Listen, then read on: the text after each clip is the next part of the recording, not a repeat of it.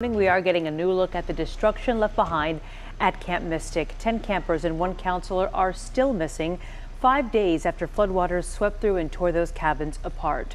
You can see just how much debris and mud covers the grounds. Now, search teams will be back out in Central Texas today looking for more than 20 people who are still missing. We have now learned that more than 100 people have died in the flash floods, and many of those victims are from right here in North Texas. Chris Sadeghi is with us in studio this morning. And Chris, we know it is hard to wrap your head around the number that have died, especially with so many still missing.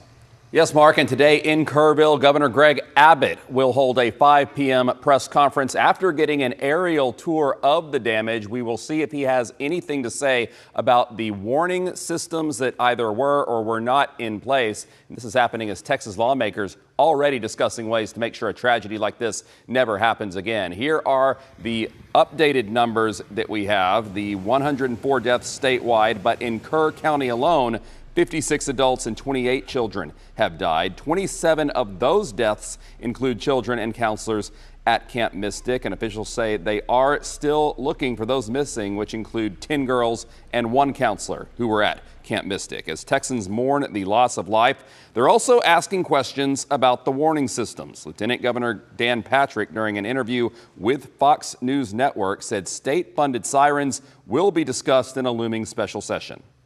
But one thing that stood out to me and the governor was that I think it was the mayor or the county judge said that the voters didn't want sirens here.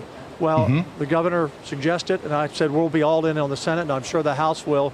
Then the state needs to step up and pay for these.